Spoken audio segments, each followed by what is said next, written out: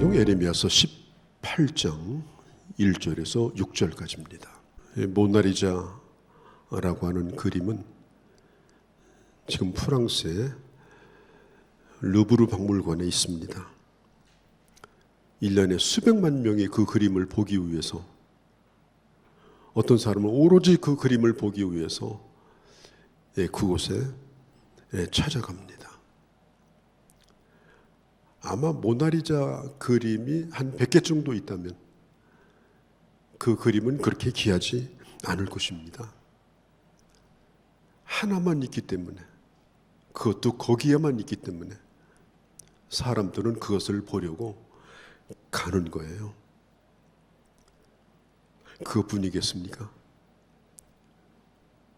오늘 이 세상에 나라고 하는 존재, 오늘 이 시간에 여기 앉아있는 나라고 하는 존재는 이 세상에 전에도 없었고 후에도 없었습니다. 내가 유일한 존재입니다. 나 같은 사람도 없었고 앞으로도 없을 겁니다. 그렇기 때문에 우리 자신은 너무나 소중한 존재입니다. 하나님의 작품입니다. 난 여러분들이 여러분 자신을 좀 사랑했으면 좋겠어요.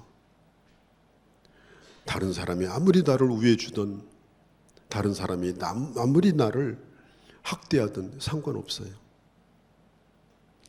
내가 이 세상 떠날 때까지 끝까지 내 곁에 있는 것은 나지 다른 사람이 아닙니다. 내가 힘들고 어려울 때도 내 곁에 있는 건 나 자신이에요. 그래서 내가 내 자신을 포기하면 안 됩니다.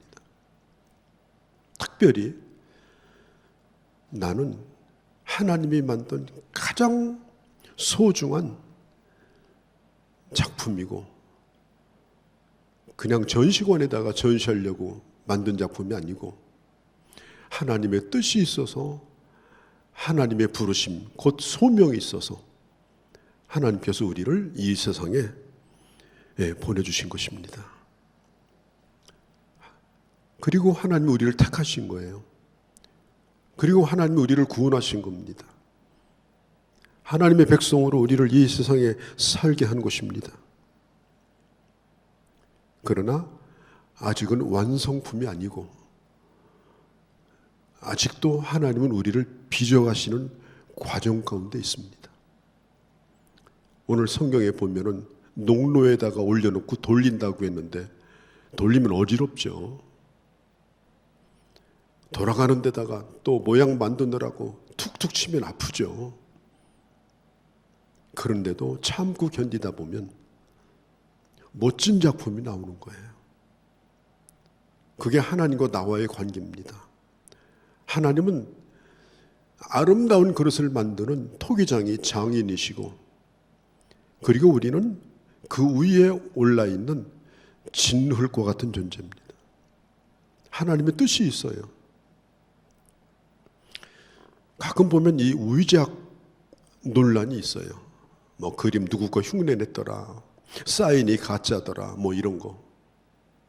얼마나 위작을 잘 그렸는지 작가도 자기 건지 몰라.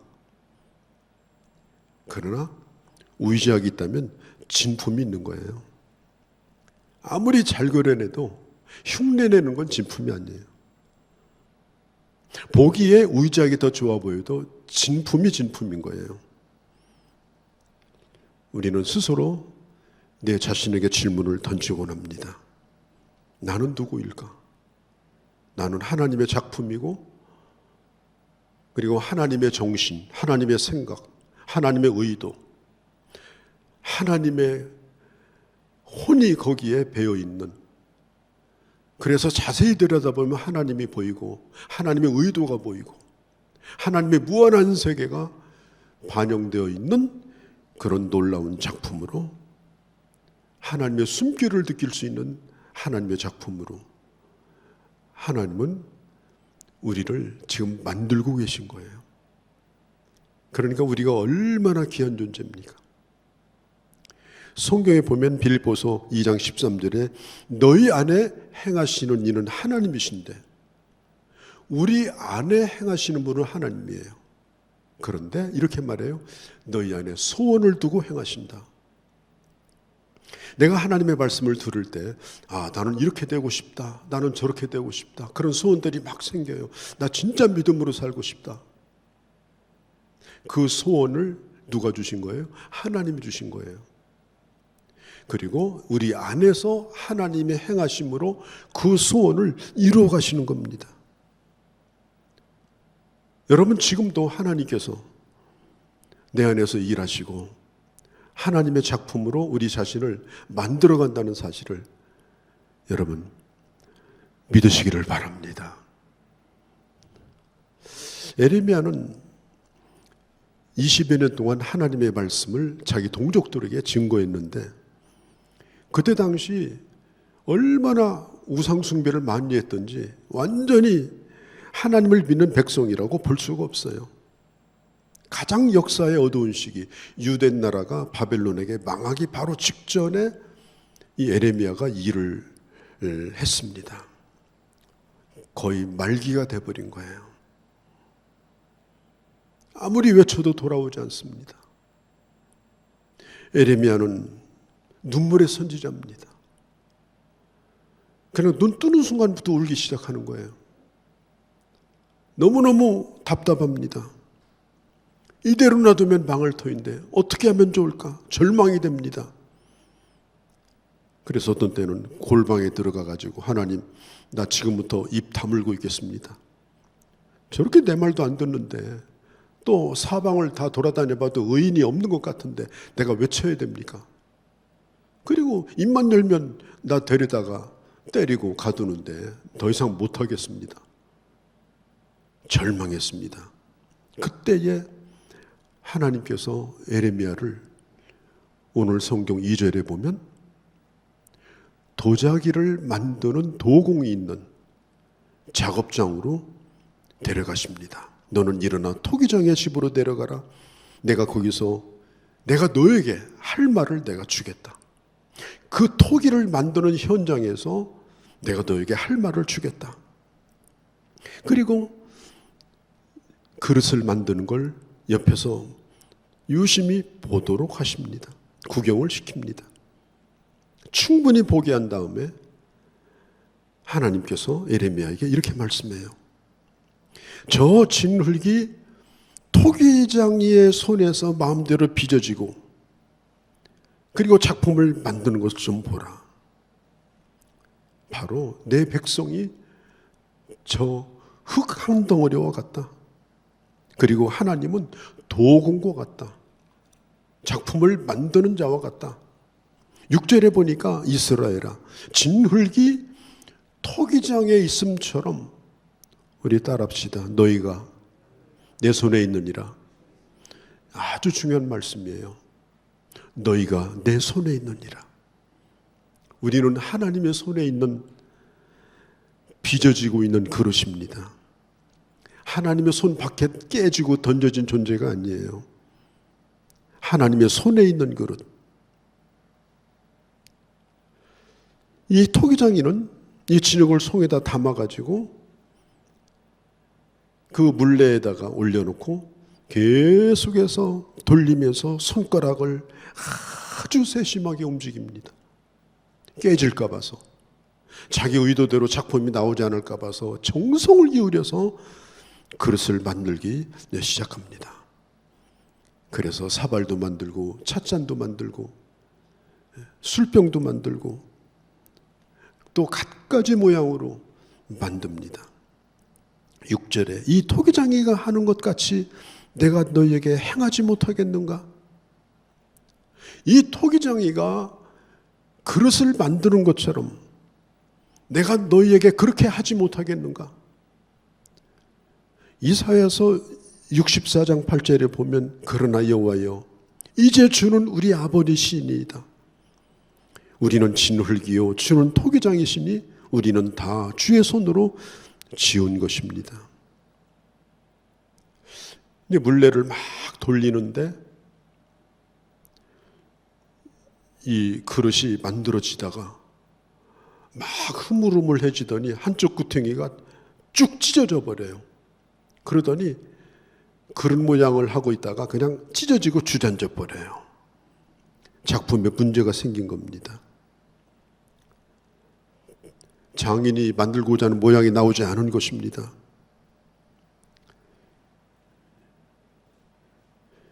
토기장인은 토기를 만들려고 하는데 토기장에 있는 그 흙덩어리가 그 손길이 싫어서, 그 간섭이 싫어서, 아니 그게 너무나 고통스러워서 그걸 벗어나려고 하니까 찢어져 버린 거예요. 깨어져 버렸습니다. 왜 깨어졌는지 성경은 말하고 있지 않아요. 그러나 우리는 그걸 너무나 잘 알고 있습니다. 사람은 깨어지기 쉬운 존재입니다. 얼마나 연약한지 몰라요. 말 한마디에도요, 무너져가지고 죽고 싶을 때도 있어요. 누구에게 한마디 들은 것이 충격이 돼서 평생토록 그게 상처가 될 수도 있어요. 신앙생활을 잘 하다가도 깨어집니다. 마음도 깨어지고 때로는 몸이 약해서 몸도 깨어집니다.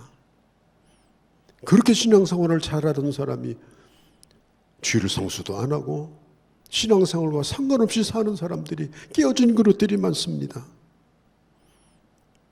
4절 후반에 보니까 그가 그것으로 자기 의견에 좋은 대로 다른 그릇을 만들더라. 그 깨어진 그릇을 버리지 않으시고 그것으로, 깨어진 그것을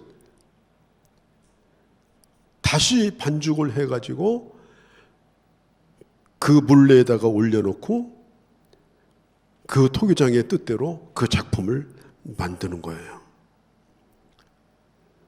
우리는 하나님의 내 인생을 붙들고 계시고 우리는 하나님의 주권에서 벗어날 수가 없습니다. 로마서 9장 20절에 보면은 이 사람아 너가 누구이기에 하나님께 감히 반문하느냐?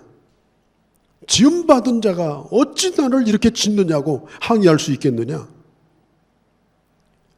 하나님은 우리를 만들고 계시고 왜 나를 이렇게 만드느냐라고 항의하면 안 된다는 겁니다. 우리는 하나님의 손에 달려 있어요. 이사야서 43장 1절에 보면 내가 너를 구속하였고 내가 너를 지명하였나니 너는 내 것이라. 너는 내 손에 있느니라. 이사야서 64장 8절. 아까도 말씀했죠. 주는 우리 아버지십니다. 우리는 진흙이요 토기장이시니 우리는 다 주의 손으로 지은 겁니다. 그리고 주님은 작품을 만드셔요. 언제까지? 흡족할 때까지. 저도 그림 보는 걸 참 좋아합니다만은 어떤 그림은요 자세히 보면은 덧칠하고 또 덧칠하고 그래서 들여다보면 엄청나게 두꺼워진 그림이 있어요. 며칠 있다 보면 또 마음에 안 들어. 그런데 거기다 또 덧칠해요. 다시 또 만들어요. 그래서 그 그림의 흔적을 보면 얼마나 힘든 과정이 있었는지 몰라요. 그런 걸 보면 참 감동이 됩니다. 하나님은 절대로 우리를 포기하지 않습니다.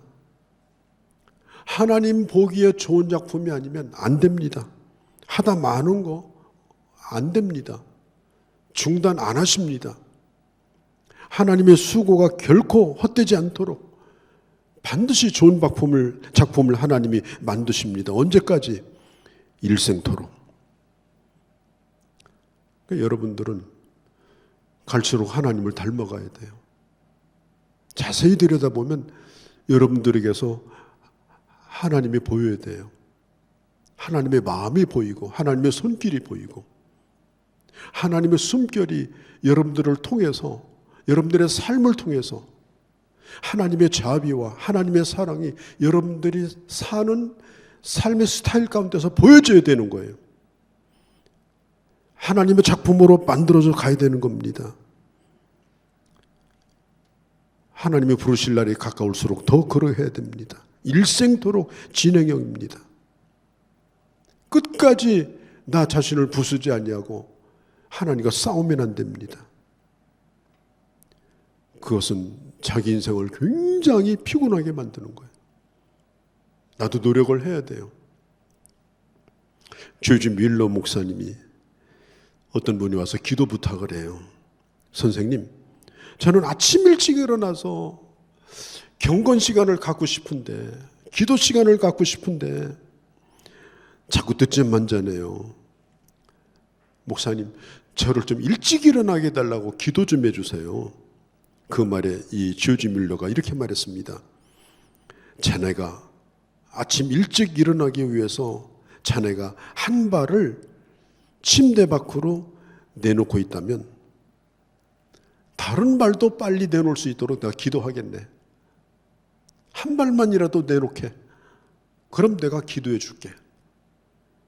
그런데 침대 속에 꽁꽁 두 발을 묶고 있을 때는 내가 아무리 기도해 봐야 소용없다네. 뭘 가르치는 거예요?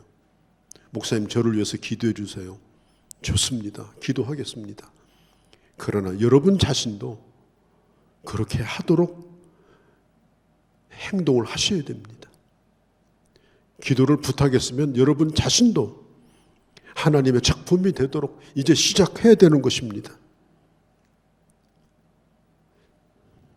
하나님의 말씀을 매일토록 우리가 묵상하고 읽는 거 참 좋습니다.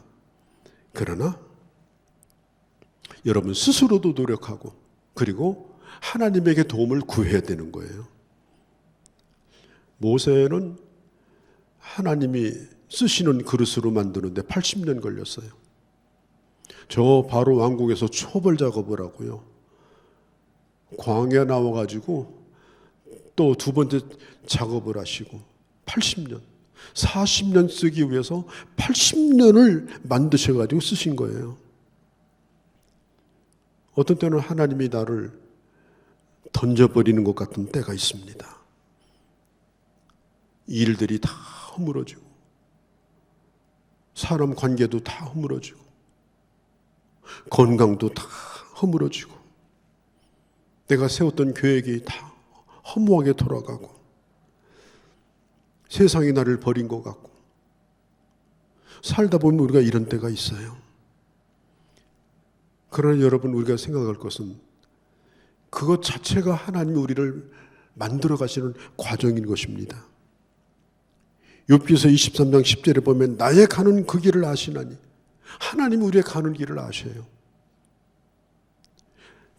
나를 단련하신 후에 정금같이 나오리라. 아무리 내가 혼돈 가운데 혼란한 가운데 있다 하더라도 내가 알아야 될 것은 하나님은 내 갈 길을 알고 계신다는 겁니다. 그리고 하나님의 목적은 정금처럼 빛나는 아름다운 황금 그릇을 하나님은 만드시려고 하는 거예요. 호세아서 6장 1절에 보면 오라 우리가 여호와께로 돌아가자. 여호와께서 우리를 찢으셨으나 도로 낫게 하실 것이라. 우리를 찢으셨으나 싸매어 주실 것이라. 왜 찢습니까? 의사가 왜 찢어요? 살리려고 찢는 거예요. 왜 싸맵니까? 고치려고 싸매는 거예요. 의사가 환자를 찢어야 되는데 맨날 빗자루 들고 병원 바닥만 쓸고 다니고 이러면 안 되는 거예요. 힘들고 아파도 잘라낼 거 잘라내야 됩니다. 찢을 거 찢어야 됩니다. 그래야 좋게 만들어줍니다. 우리에게도 그럴 부분이 얼마나 많습니까? 깨져야 될 부분이 얼마나 많아요. 찢어야 될 부분이 얼마나 많아요. 우리 예수 믿는 사람은 이 세상에서 그럭저럭 잘 먹고 잘 살다가 가는 인생을 하나님이 살라고 우리를 이 세상에 보낸 게 아니에요. 육신 덩어리를 보내고 그래 배부르게 잘 먹고 잘 살다가 가면 그게 소나 개돼지만큼 좋은 게 뭐가 있어요? 그게 목적입니까? 내가 힘들고 어렵고 고통스러우면 하나님도 힘드신 거예요. 가장 힘든 게 뭔지 아세요? 아무리 세월이 지나도 주님을 안 닮는 거. 주님을 닮아야 되는데 주님이 보이지 않아요. 주님 냄새가 나지 않아요. 어떤 작품인들이 들여다보면요, 거기에 그 작가의 정신이 들어가 있어요. 절대 못 숨깁니다. 그래서 딱 보면은 저건 누구 작품이구나 알아요. 음악도 그래요. 한두 절 딱 들어보면 그게 누구 작품인지 벌써 압니다. 왜? 작가의 정신이 거기 있는 거예요. 작가가 누군가를 알고 그 사람의 작품을 몇 편만 보면은 그 작품을 이해하기 시작하는 거예요. 우리는 많은 그리스도인 가운데 하나가 아니라 나 하나를 놓고도 하나님이 그래서 드러나야 되는 겁니다. 하나님은 시편 103편 13절 14절에 이렇게 말해요. 그가 우리의 체질을 아시며 우리가 진토임을 기억하심이로다. 하나님은 우리의 체질을 아십니다. 내가 누구인가? 저 이천에 있는 도자기 공장에 저도 가봤는데 보면 그 하얀 그 도자기 만드는 흙이 있어요. 고령토 이런 거. 만져보면요 정말 미세합니다. 도자기를 만드는 사람은요 그 도자기의 흙의 체질이 뭔지 다 알고요 그 용도에 맞도록 만드는 거예요. 막그릇 만드는 거, 고려청자 만드는 거 재료가 달라요. 우리가 다 다른 것처럼. 그리고 거기에 맞도록 그 도공은 그릇을 만드는 거예요. 지금 하나님은 우리를 다루시는 방법이 다 달라요. 내가 어떤 사람을 흉내낼 것도 없고 어떤 사람을 부러워할 것도 없는 거예요. 하나님은 나를 하나님의 방식대로 다루시는 거예요. 그렇기 때문에 하나님은 내 체질을 아셔요. 중요한 것은 내가 하나님에게 더 붙들려져 살아가는 것. 이게 매우 중요한 과제입니다. 이탈리아에 소아마비 걸린 한 소녀가 있었습니다. 그런 자기 자신의 장애를 비관하면서 눈물로 세월을 보냈어요. 사춘기가 되니까 친구들이 외면하기 시작해요. 갖가지 나쁜 별명을 붙여가지고 마음에 상처를 줍니다. 너무너무 불행했습니다.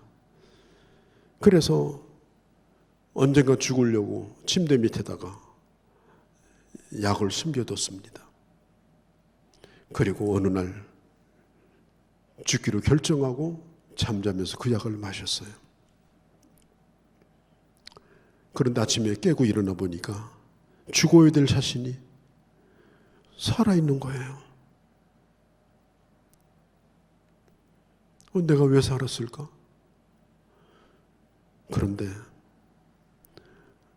그 엄마가 그걸 미리 알고 약병을 몰래 바꿔놓은 거예요. 수면제를 영양제로. 그래가지고 한숨 잘 자고 일어난 거예요. 그 다음에는 이 소녀가 강물에 뛰어들었어요. 근데 희한하게 지나가던 사람이 그걸 보고 또 건져줬어요. 그래서 혼자 생각해요. 왜 나는 죽지도 못하나? 난 죽고 싶은데. 그런데 그때 한 친구가 와서 전도를 합니다. 친구야, 너에게도 분명히 할 일이 있을 거다. 네가 그런 모습으로 이 세상에 태어난 이상 하나님께서는 너를 향한 목적이 있다. 그러니까 이 친구가 그 목적을 어떻게 알 수 있냐? 네가 하나님을 알면 너도 그걸 알 수 있어. 그걸 하나님이 알고 계셔. 가르쳐달라고 하나님 앞에 기도해봐. 이 소녀는 하나님이 누구인지도 몰랐지만 기도를 시작합니다. 하나님, 왜 내가 소아마비로 태어났습니까? 왜 나를 죽지 못하고 이렇게 살게 합니까? 특별히 하나님, 내가 이런 몸으로 어떻게 살아야 됩니까? 그렇게 기도하는데 그 마음이 뜨거워지기 시작합니다. 알 수 없는 소망이 그 가슴 속에서 막 솟아나기 시작합니다. 그래서 그래, 나도 뭔가 좀 좋은 일을 좀 하고 싶다. 그래서 이런저런 생각을 합니다. 근데 이 소녀의 특징이 뭐냐면 목소리가 좋아요. 그리고 아주 그렇게 말을 잘해요. 이 상담하는데 탁월한 그런 소질이 있어요. 그래서 그 노마 방송국에 취직을 했습니다. 상담역으로 위기를 만난 사람을 상담하는 역할을 하는데 아주 뛰어난 상담사로 그가 일을 하게 됐습니다. 성경은 말합니다. 너는 토기장의 손에 있는 흙이다. 성경에 보니까 찢어짐에 이 말은 뭐예요? 하나님의 손에서 벗어나려다가 찢어진 거예요. 하나님의 손에서 떠나려고 하다가 찢어진 거예요. 내 인생이 힘들게 돼버렸어요. 4절 끝에 보면 자기 의견에 좋은 대로, 이 말은 뭐예요? 그래도 하나님은 그 사람을 향한 뜻을 포기하지 않고 하나님의 좋은 의견을 끝까지 이루시기 위해서 다시 그를 붙들었어요. 우리 인생이 내가 꿈꾸던 것보다 훨씬 더 좋은 것을 주님은 준비하고 계십니다. 저는요, 이 말씀을 준비하면서 요한복음 2장을 생각해 봤습니다. 옛날 시골에서 잔치 준비하려면 저 어릴 때 보면 소주까지 집에서 내립니다. 그래서 큰 이 통에다 소주 한 병 내리려면요, 몇 날 며칠을 불을 떼가지고 증류를 시켜가지고 그 술을 만들어요. 막걸리 만드는 건 뭐 기본이고 한 달을 준비합니다. 큰일 치르려면 모든 자기 집에 있는 힘을 다 동원해서 준비를 합니다. 요한복음 2장에 있는 혼인잔치도 마찬가지입니다. 최선을 다했습니다. 그것이 그 집의 한계입니다. 그런데 잔치가 끝나지도 않았는데 포도주가 떨어졌습니다. 보통 이럴 때 사람들은 이렇게 생각합니다. 이게 나의 최선이다. 여기까지 내 인생이다. 이제는 끝났다. 내 인생의 잔치는 한낱 꿈에 불과했다. 끝내버리자. 사람들은 그렇게 생각을 합니다. 그러나 여러분, 그렇다고 해서 잔치를 끝내버리든지 아니면 남은 포도주에다가 물 타가지고 물탄 인생을 살든지 그러면 되겠습니까? 내가 꿈도 꿀 수 없는 새로운 포도주를 하나님은 준비하셔요.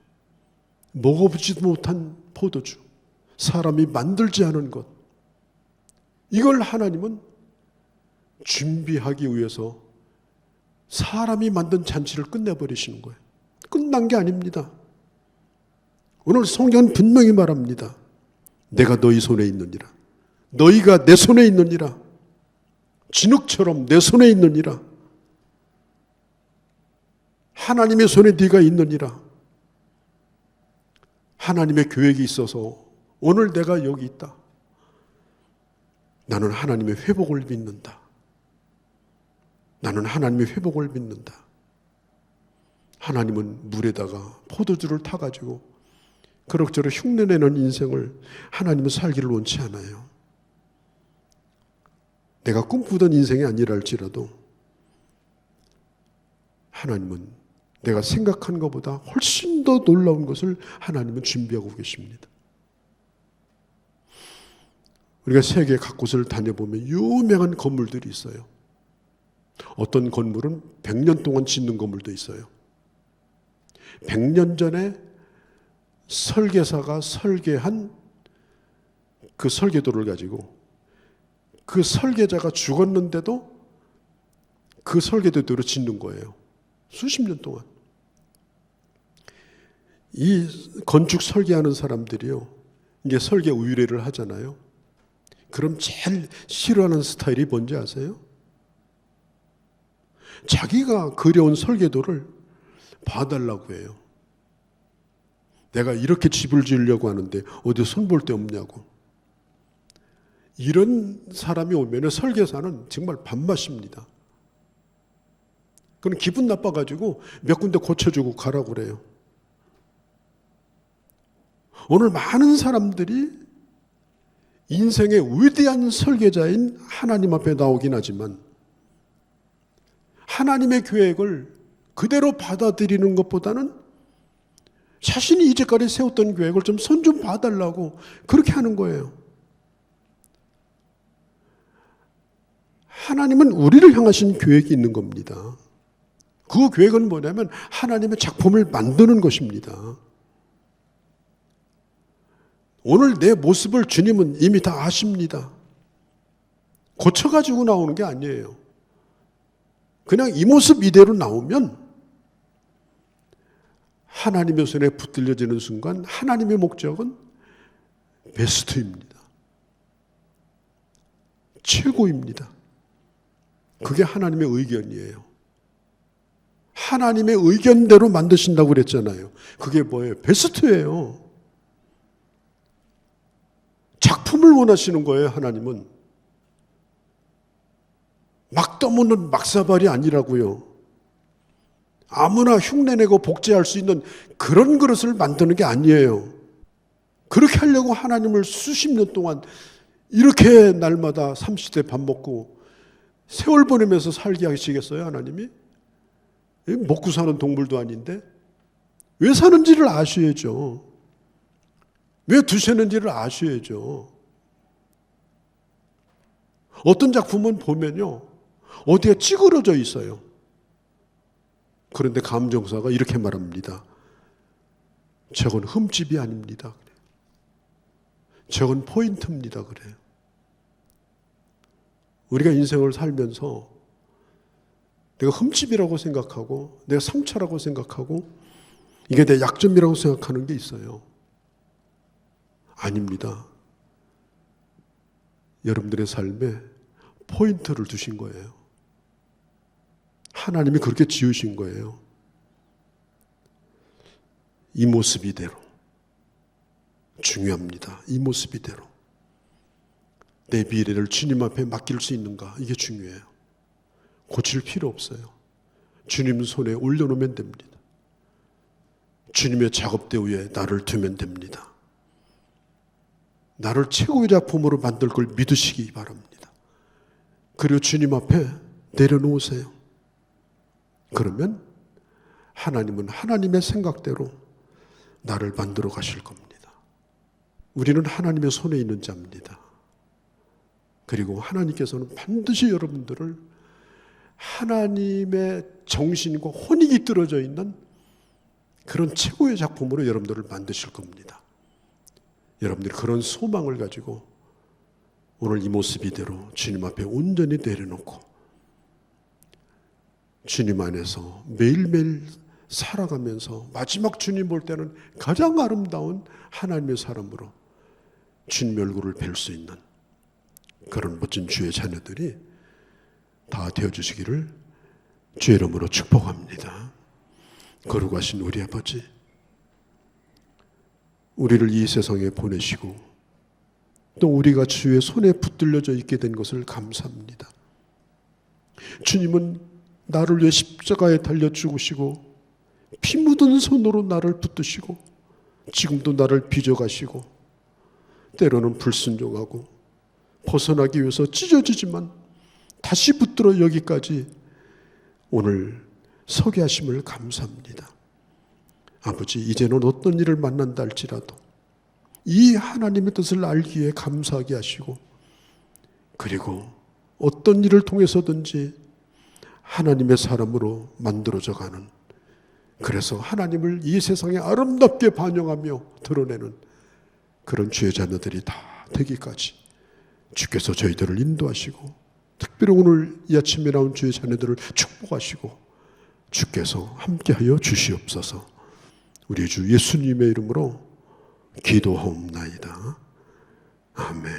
예수 그리스도의 은혜와 하나님 아버지의 크신 사랑하심과 성령의 교통하심이 오늘 예배에 함께한 우리 귀한 주의 자녀들, 그리고 이 지구촌의 재난을 겪고 있는 수많은 심령들, 온 땅 위에 이제로 영원히 함께 계실지어다. 아멘.